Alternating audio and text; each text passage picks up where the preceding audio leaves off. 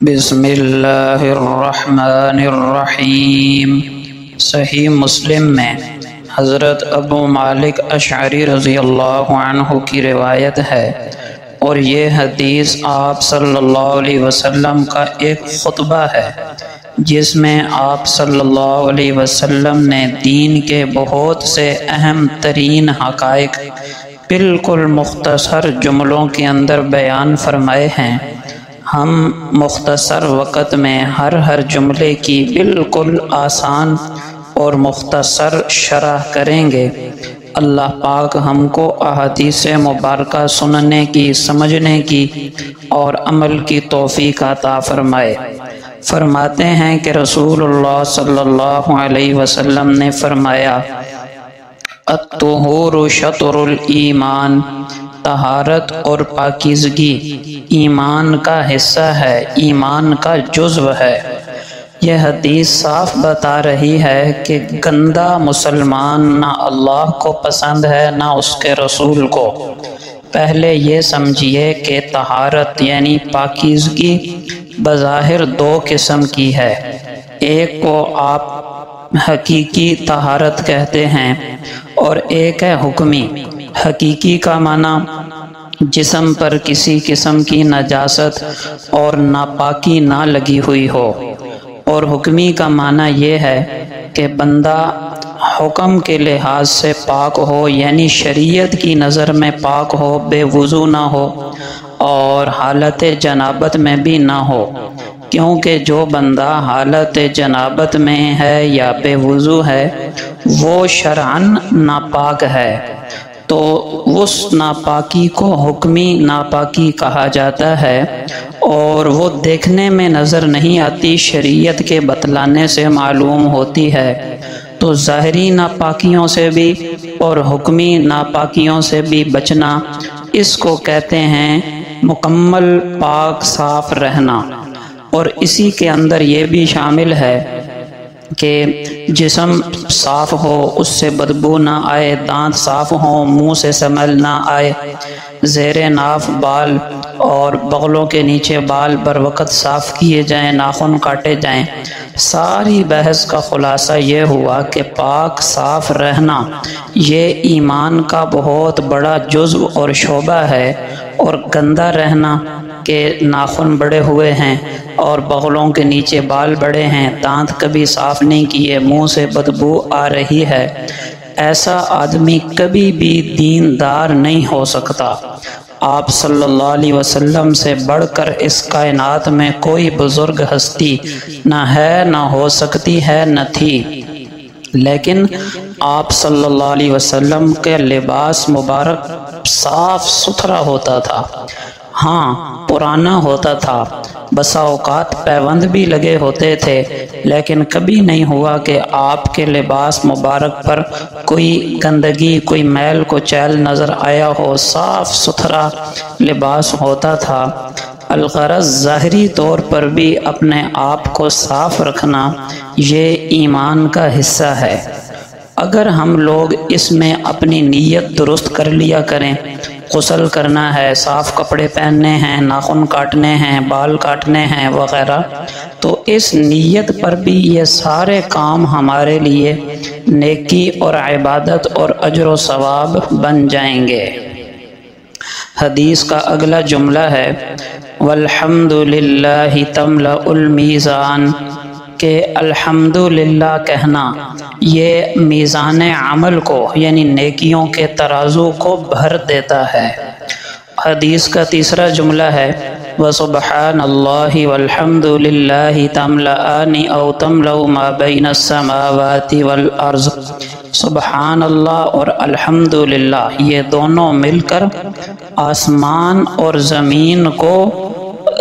آسمان اور زمین کے درمیانی خلا کو بھر دیتے ہیں۔ سبحان اللہ اور الحمدللہ یہ فرشتوں کی تسبیح ہے۔ قرآن پاک میں فرشتوں نے خود فرمایا تھا نحن نسبح بحمدک ونقدس لک، اے اللہ ہم تیری حمد اور تسبیح میں مصروف رہتے ہیں۔ تو یہ کلمات اگر معانی کو سوچ سمجھ کر کہے جائیں تو بہت بڑا اجر و ثواب رکھتے ہیں، کیونکہ سبحان اللہ کا معنی ہے ہر قسم کی کمزوری سے، عیب سے، نقص سے اللہ کی ذات پاک ہے، اور الحمدللہ کا معنی تمام خوبیوں کا، کمالات کا مالک صرف اللہ ہے۔ حدیث کا اگلا جملہ ہے وَالصَّلَاةُ نور، کہ نماز نور ہے۔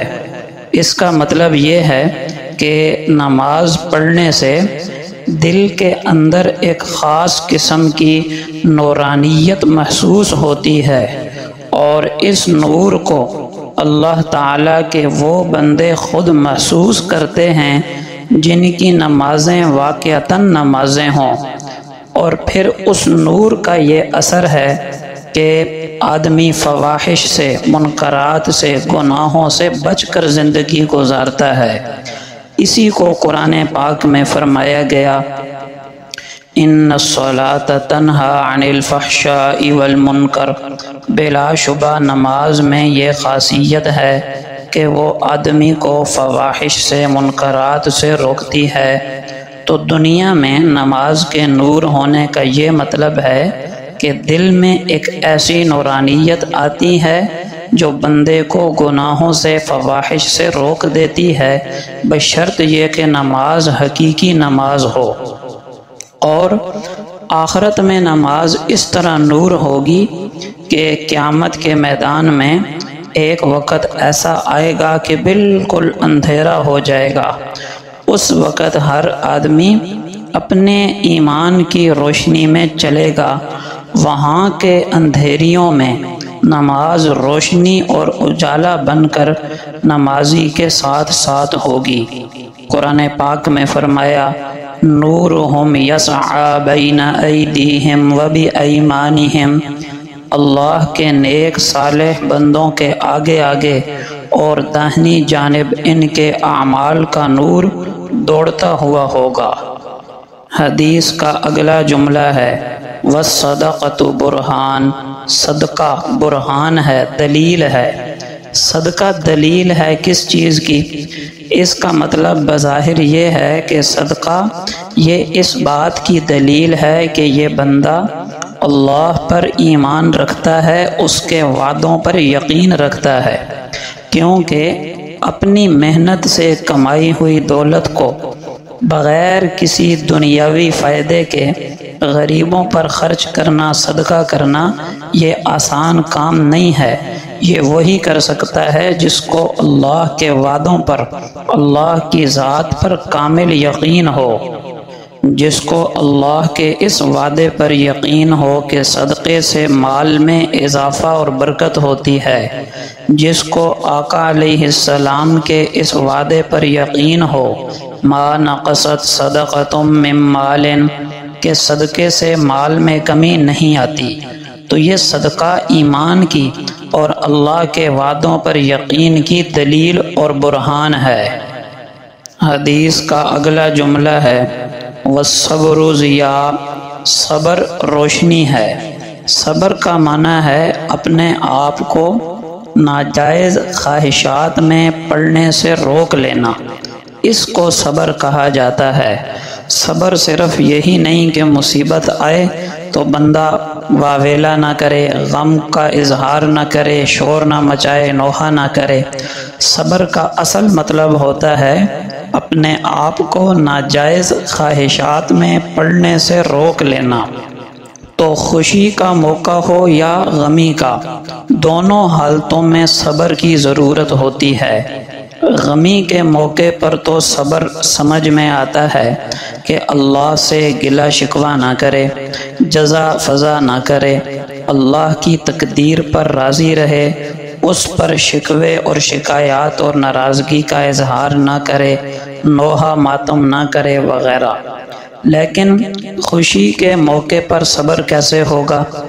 ابھی ہم نے صبر کا جو معنی بیان کیا کہ اپنے آپ کو غلط اور ناجائز خواہشات سے روک لینا، قابو کر لینا، یہ ہے صبر۔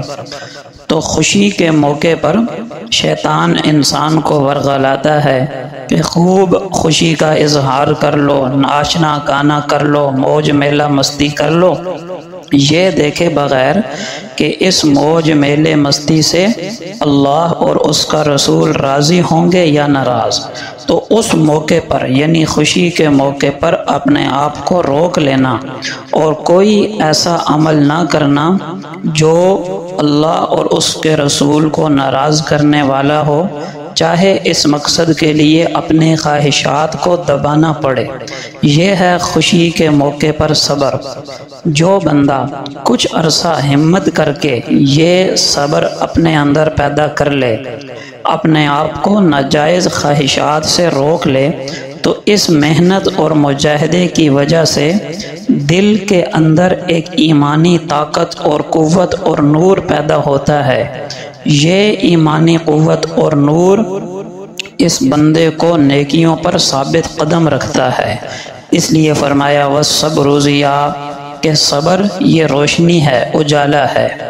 حدیث پاک کا اگلا جملہ ہے وَالْقُرْآنُ حُجَّةٌ لَكَ أَوْ عَلَيْكَ کہ قرآن پاک یا تو تمہارے حق میں حجت ہے یا تمہارے خلاف حجت ہے، یا تو تمہارے حق میں دلیل بنے گا یا تمہارے خلاف قیامت کے دن دلیل بنے گا۔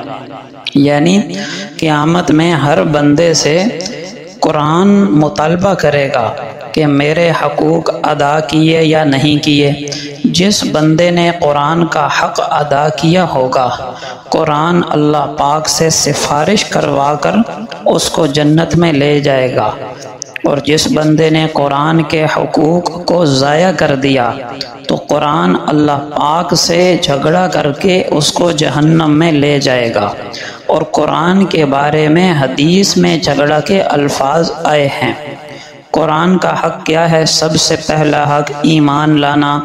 الحمدللہ ہمارا قرآن پر ایمان ہے کہ یہ اللہ کا آخری کلام ہے، آخری کتاب ہے، اور اس میں کسی قسم کی تبدیلی ممکن نہیں، اور سارے انسانوں کی نجات اسی پر عمل کرنے میں ہے، اور اس کے زبر زیر میں بھی تبدیلی کوئی انسان نہیں کر سکتا، قیامت تک موجود اور محفوظ ہے۔ دوسرا حق ہے قرآن پاک کا، اس کی تلاوت کرنا۔ کتنے ہم میں سے ایسے ہیں کہ مہینوں کے مہینے گزر جاتے ہیں قرآن کو ہاتھ نہیں لگاتے، تو ذرا اپنے گریبان میں جھانکیں کہ ہم قرآن کا حق ضائع کر رہے ہیں، تو آیا قرآن ہمارے حق میں حجت بنے گا یا ہمارے خلاف؟ روزانہ بلا ناغہ پابندی کے ساتھ تلاوت کریں، چاہے تھوڑی سی ہی کیوں نہ ہو، چاہے ایک پاؤ ہو، آدھا پاؤ ہو، لیکن شروع کریں، پھر آہستہ آہستہ اس کو بڑھاتے جائیں۔ قرآن کی تلاوت سے دل میں نور پیدا ہوگا۔ آپ صلی اللہ علیہ وسلم نے فرمایا کہ دلوں کو بھی زنگ لگ جاتا ہے، جس طرح لوہے کو پانی سے زنگ لگ جاتا ہے۔ پوچھا گیا یا رسول اللہ یہ زنگ دور کیسے ہوگا؟ فرمایا موت کو کثرت سے یاد کرنا اور قرآن پاک کی تلاوت کرنا۔ تو ہم روزانہ قرآن کی تلاوت کریں، پھر اس کی برکتیں اپنے گھروں میں بھی دیکھیں اور اپنے اندر کی زندگی میں، اپنی ذات میں بھی اس کی برکتیں دیکھیں۔ تیسرا حق ہے قرآن پاک کو سمجھنے کی کوشش کرنا۔ یہ کام صرف علماء کا نہیں ہے، بلکہ اپنی اپنی استعداد کے بقدر ہر مسلمان کی ذمہ داری ہے کہ وہ قرآن پاک کو سمجھے، اس کا آسان ترجمہ پڑھے۔ اللہ پاک مجھ سے کیا کہنا چاہتے ہیں، کیا باتیں کر رہے ہیں؟ قرآن کس چیز کا نام ہے؟ اللہ کی اپنے بندوں سے جو باتیں ہیں ان کا نام قرآن ہے۔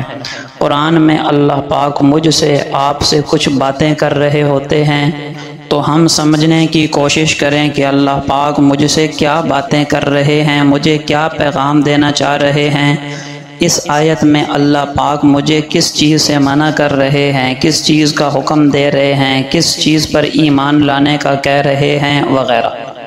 ہاں، جو فقہی مسائل ہیں ان کا تعلق علماء کے ساتھ ہے۔ وہ چند آیات ہیں قرآن پاک کی جن کا تعلق فقہی مسائل کے ساتھ ہے، وہ عام آدمی کا کام نہیں، لیکن وہ آیتیں بہت کم ہیں باقی قرآن کا بڑا حصہ توحید پر، رسالت پر، آخرت پر، جنت اور جہنم اور پچھلی قوموں کے واقعات اور انبیاء کے واقعات، ماننے والوں نہ ماننے والوں کے حالات پر مشتمل ہے۔